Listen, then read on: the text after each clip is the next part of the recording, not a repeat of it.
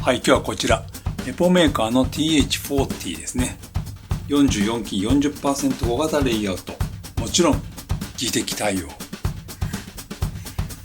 日本語ある。本体行く前にアクセサリー行ってみよう。 USB Type-C to A のケーブル、 2.4GHz USB アダプター。これはタイプ A の形状だね。予備のスイッチかな。キーキャップ、キースイッチ、引き抜きグー。なんか紙では出してみましょう。おおおおこれはかわいいね。うわ、こ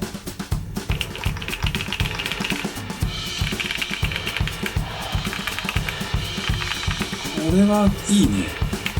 今日はこのねエポメーカー TH40 行ってみましょう。はい、ということで皆さんこんにちは。キーボードは文房具山カフェです。今日はですね、こちらメカニカルキーボードエポメーカー TH40 です。こちらエポメーカーさんからレビューに送っていただきました。ありがとうございます。はい。で、このね、エポメーカー TH40 なんですが、Mac、Windows に対応していて、有線無線対応でもちろんこれは技適対応済みでございます。それから VI によるキーマップ変更に対応しています。で、外観チェックをしておくと、これね、カラーはパープルですね。で、この他にブラックのものがあります。で、本体の素材はね、ABS となっていますね。で、これ ABS 素材なんだけど、安っぽいというイメージは全くないんじゃないかな。で、ここにね、ストラップがついているのが可愛いですよね。で、ゴロッとしている感じでとてもね、可愛いと思います。で、重さはね、これね、公式情報で 500g ということなので、ペットボトル約1本分ですね。で、一応測っておくと、445.5 だから公式より軽いね。はい。ということなので、ペットボトル1本より軽いって感じですね。持ち歩きには、できそうな感じじゃないでしょうか。で、それから本体のこの裏面にはですね、角度調整用の足ですね。これは、1段階ですね。で、それから滑り止め用のこのシリコンゴムがついているという感じです。で、本体のこの後ろには USB-C のコネクタと無線の切り替えがあります。で、Mac と Windows の切り替えは、キーのね、コンビネーションで変えるという感じですね。このキーボードはですね、見た通り、キーの数がかなり少ない 40% レイアウトということで、キーの数にすると44キーということで、かなりこれコンパクトですよね。で、コンパクトになると、これ入力しにくくないのっていう質問が来るんですけども、このキーボードの配列はいわゆるね、ロースタッカードと言われる、皆さんが多分一般的に使われているこの、行ずれが起きているこのレイアウトね、になっているので、ホームポジションに慣れている人はかなり入力しやすいんじゃないかなと思いますね。それから、ここね、スペースキーが3分割になっているというのも、これ便利ポイントだと思います。キーの数が少ないので、長いキーをね、こう分割して使えるっていうのはメリットしかないと思います。というかですね、すべての US レイアウトのスペースバーも、これね、分割してほしいなと思いますね。で、一方ね、このキーの数が少ないから、これ見たらわかると思うんですけど、記号形がないしね、それから数字のキーもないじゃないですか。なので、これを補うために、キーマップの変更をする。もちろんね、デフォルトのレイアウトでも使えなくはないんだけど、自分の使いやすいように、キーマップの変更をするということをすると思うんですけど、これを、自分用のレイアウトを探す旅が結構時間がかかるわけですよね。なんだけど、この作業がまた楽しかったりするわけですよね。で、キーマップ変更はですね、VI に対応しているので、これを使って変更するということです。僕の変更要素としては、まずこのバックスペースキーをこれ超音記号にしています。それから、この右スペース、ここをバックスペースに切り替えています。そして、タブキーをエスケープにして、キャプスキーをタブキーに変えているということになります。それからですね、スペースバーの左右のこのオルトキーですね。Windows だからオルトだけど、Mac の場合はこれコマンドになるわけですけど、ポンと単押しした場合は、それぞれ右側が全角で左側を半角にしています。で、長く押した時に、コマンドキーとして動くように設定しています。それぐらいかな。あとちょっと細かくやってるとこもあるけど、大体そんな感じですかね。で、個人的にね、最初に困ったのはですね、パッと見た感じは結構綺麗なレイアウトになっている、ロースターカードになってると思うんですけども、このね、ホームポジションに手を置いたとき、ここになるのかな。こうなるんだよ。ここね、ここに手を置いたらこうなるんですけど、右の小指がさ、エンターキーに行くんだよ。だから、通常で行ったときに、本当はこの辺がいいんだけどさ、右にずれてる感覚になるんですよね。これは、この小指とかでキーの端っこを認識をしていると思うんですけど、これの、脳内のバグが起きるっていう感じかな。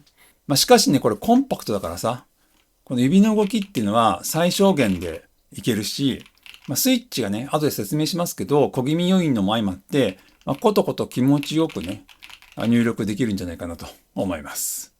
レイアウトの希望があるんですけれど、ですね、スペースバーの長さだね。ここだね。で、指を置いたときに親指がここに来るんだよね。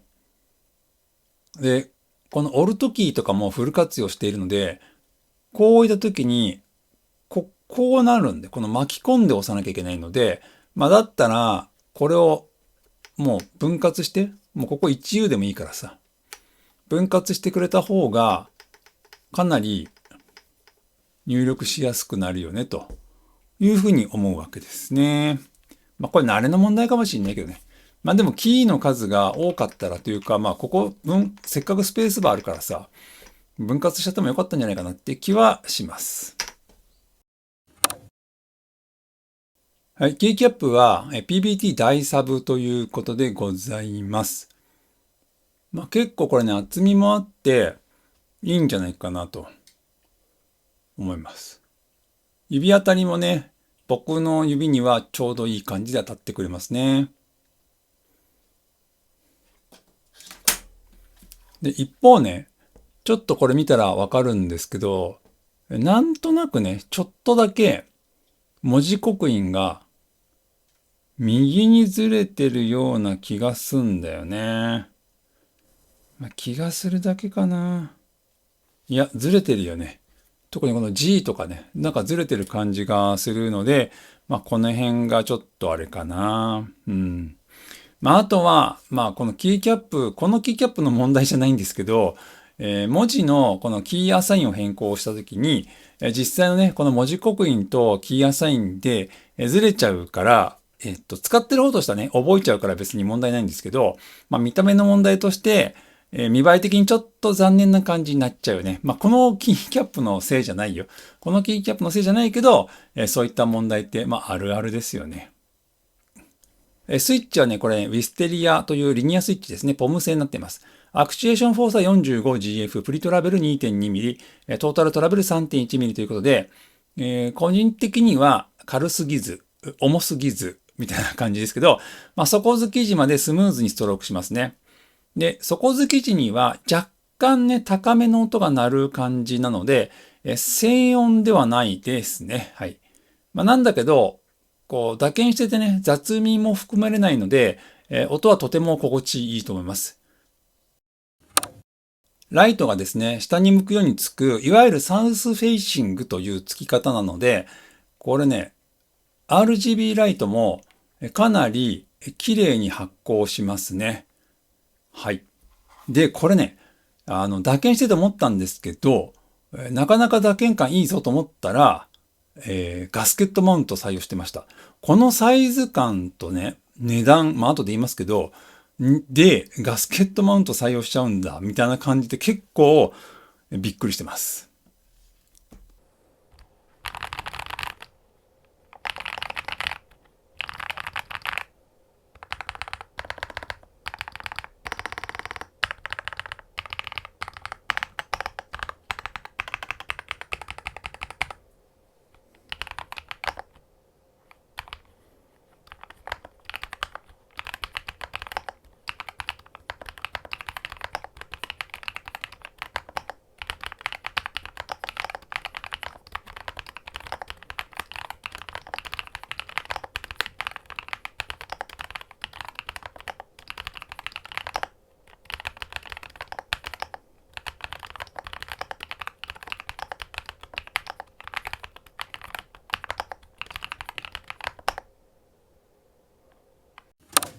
はい。